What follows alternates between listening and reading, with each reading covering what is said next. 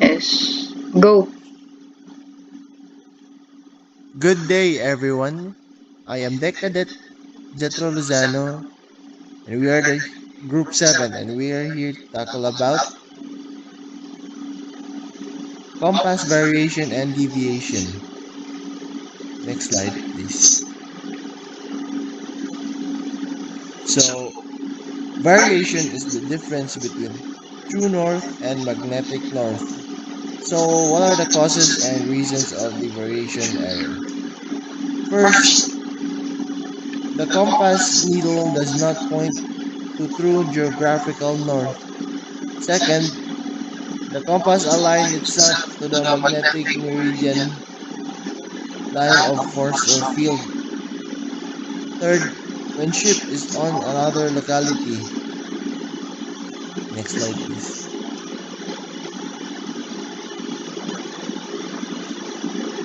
Deviation. Deviation is the error in reading a bearing from the compass caused by the magnetic influence of some nearby object such as metal post or an engine. So what are the causes and reasons of the deviation error? First, it could be the magnetic properties also changed with changes in the ship's structure or magnetic cargo. Second, it could also be the deviation changes with heading. The ship as well as the Earth may be considered as a magnet. The effect of the ship's magnetism upon the compass changes with the heading. Next slide.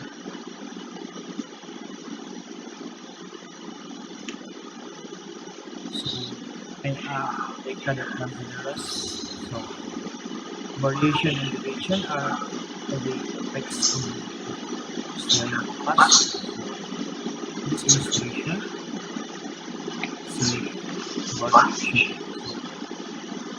Number one thing that the compass, the chart, it is important to realize that there are two norths, the true north and the magnetic north. So, first is the true north. Then, a magnetic north where the magnets collide. So, a true north is the uh, stationary point. All stereo compass and our handheld compasses are the magnetic devices that both point to magnetic north, not in the true north. So,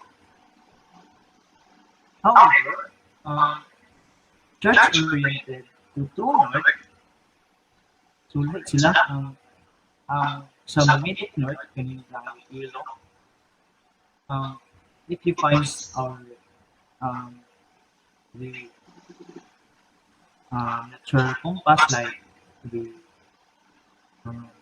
natural na compass din ang sa ano sa Cute. true north is the specifically which is the chart. Mm, the resulting angle between the magnetic north and true north is called the variation. So, ang difference between the true north and the magnetic north, it is called variation. And then, mm, so why do we do this? Um, magnetic north is to be done with the church oriented to North Pole, or called as the true north. We call it because it's a fixed position on the globe and it does not move. However, the magnetic north does move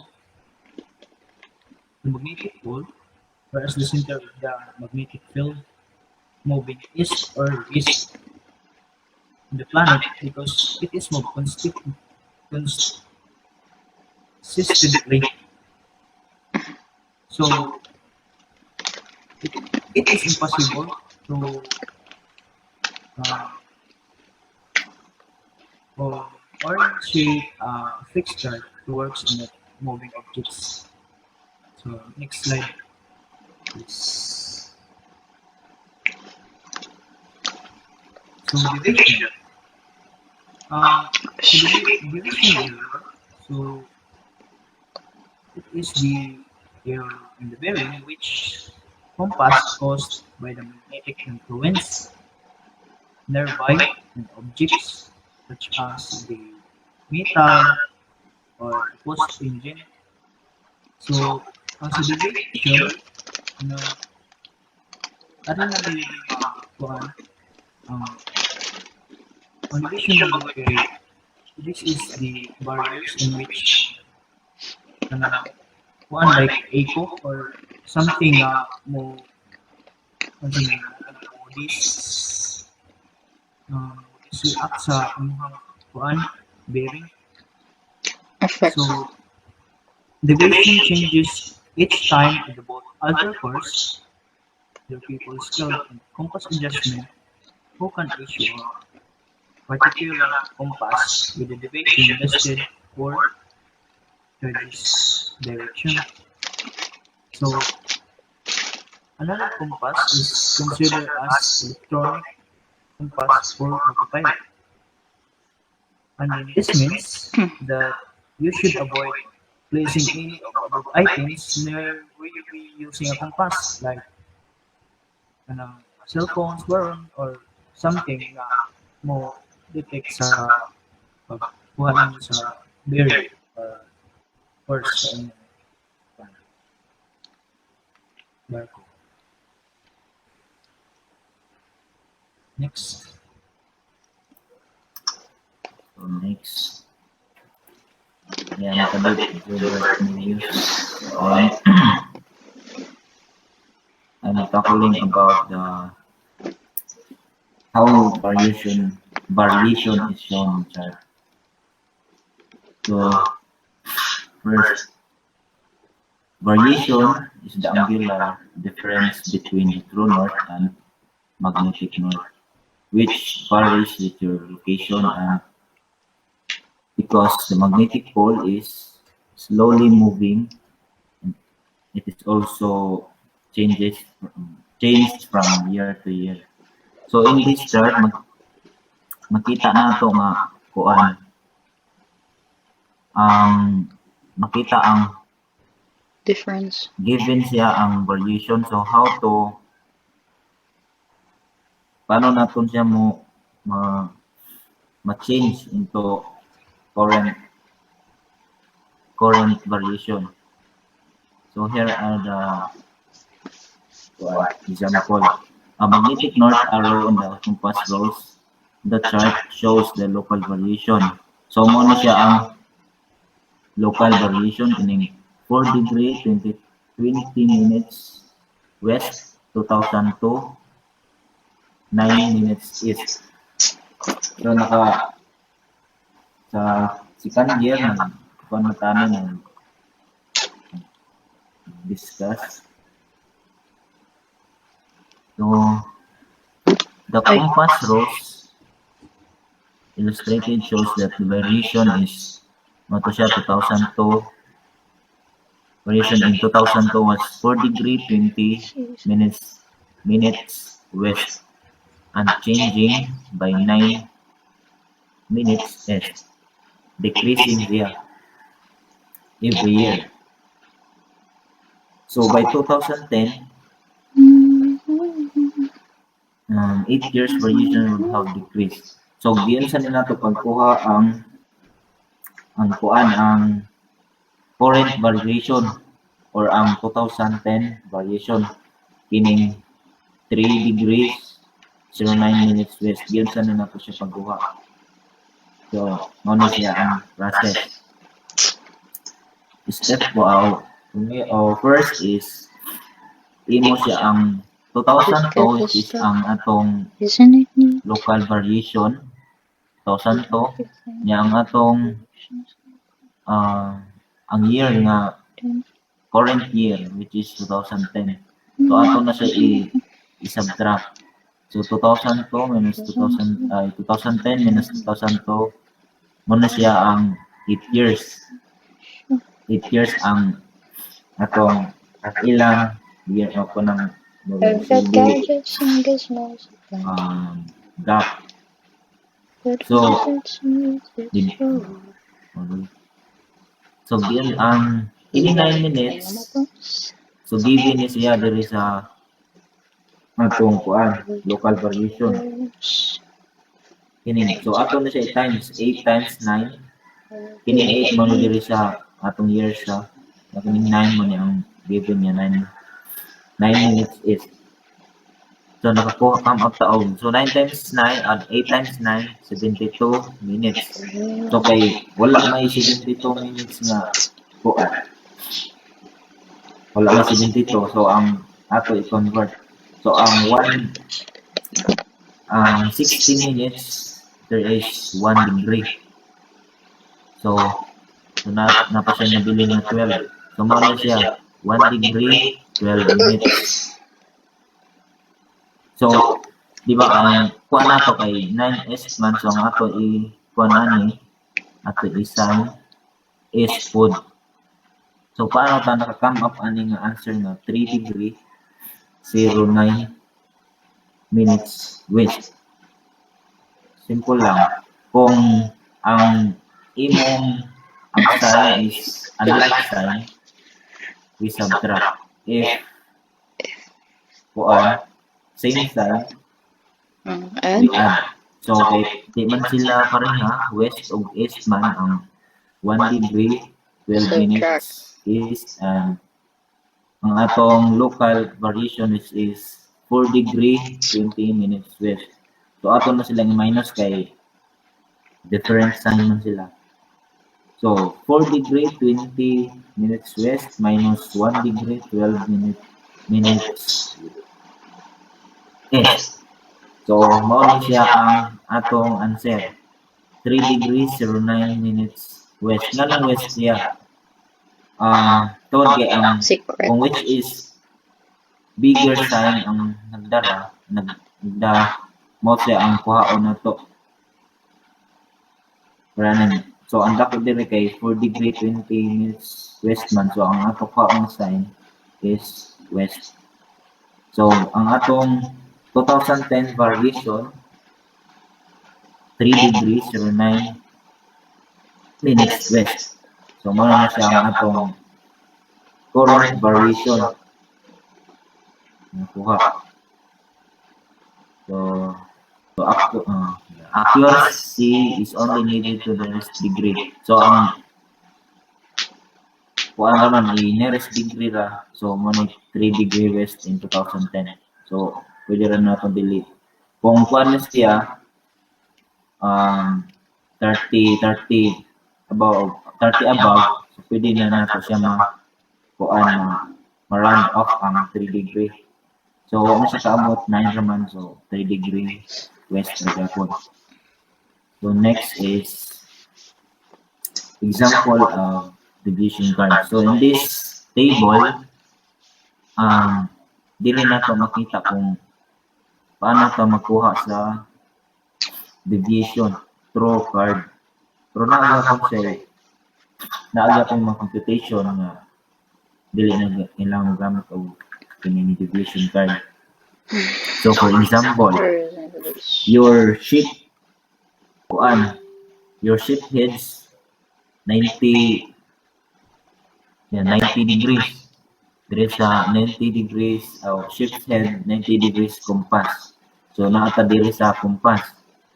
So kung itao na nato ang 90, so kung asa sila nag-intersect during low, ano siya ang kuan.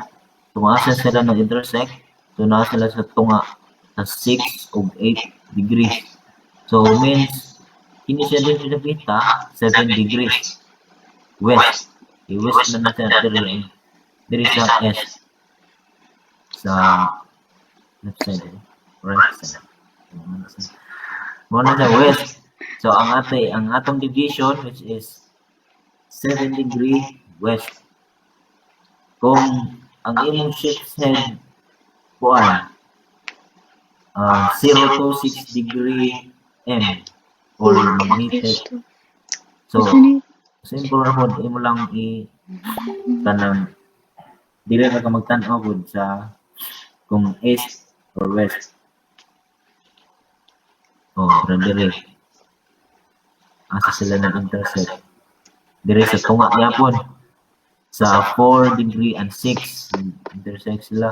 So, sa 5 degrees west. So, mo lang siya. So, sa next slide is pareha siya pero mas di lang kayo siya maklaro. Kung ano lang. Pero mas sayo siya kung anong kanang sabton kay dili siya libog ba. Dili siya daghan og kuan numbers. Para aning for example, your shift's head is 112.5 degree. So, narita diri kita sa asa sila nag-intersect. So, una siya 5 degree east. Inamo siya sa east. Amo na siya nga dito ko makita ra sa yung right side.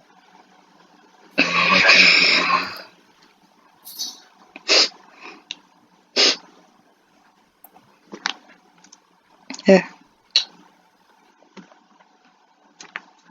Hi, I'm Maria Lovelby Cabando, and I am going to discuss the process of converting true bearing to compass bearing and vice versa.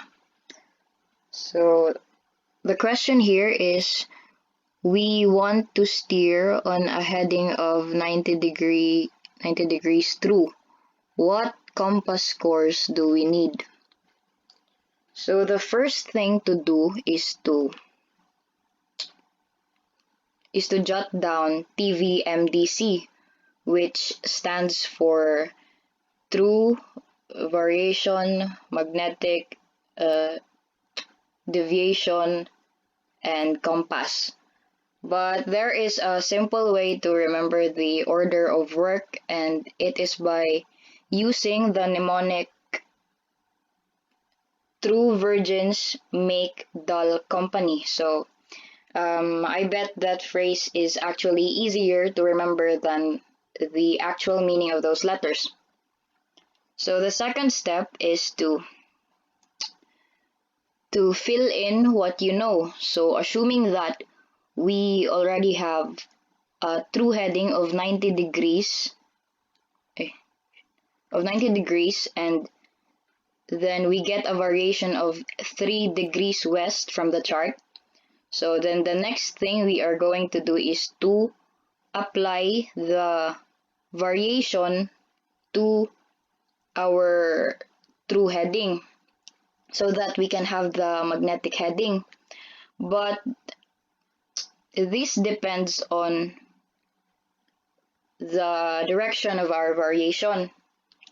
And to remind us if we are adding or subtracting, we use the word cadet, which means that when we are converting from compass to true, we should add any easterly variation and deviation.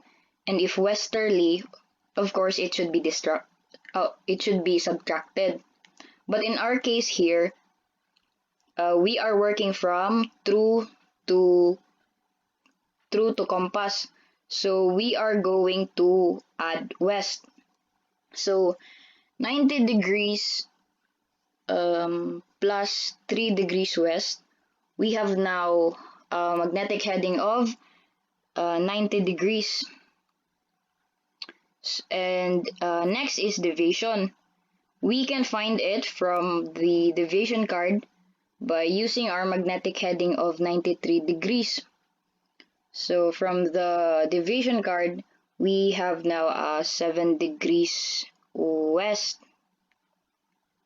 So now that we have the TVMD, then the last thing we have to do is to apply uh, we have to apply the deviation to the magnetic heading.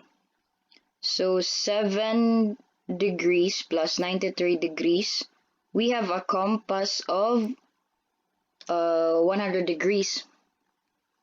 So next, please.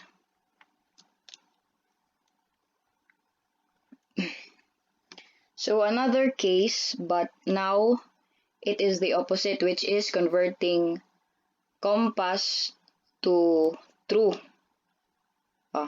So the question here is, we are steering 270 degrees compass. What is the true heading? So the first thing to do again is to jot down TVMDC and then fill in what you know. So we already have 270 degrees. Then from our deviation card, we get a deviation of 6 degrees east by using our compass heading. So 270 plus 6 degrees, we now have a magnetic heading of 276 degrees. Of course, add sila because using the logic of this shortcut cadet. Then next is to find the variation from the chart. So assuming that we have already found that, we now have 3 degrees west of variation. So the last thing we are going to do is to apply the variation to the magnetic heading. So again, using the cadet word, we know how to apply this, and we have to subtract west. So 276 degrees minus 3 degrees, we have our answer, and our true heading is 273 degrees true. So that's all, I think.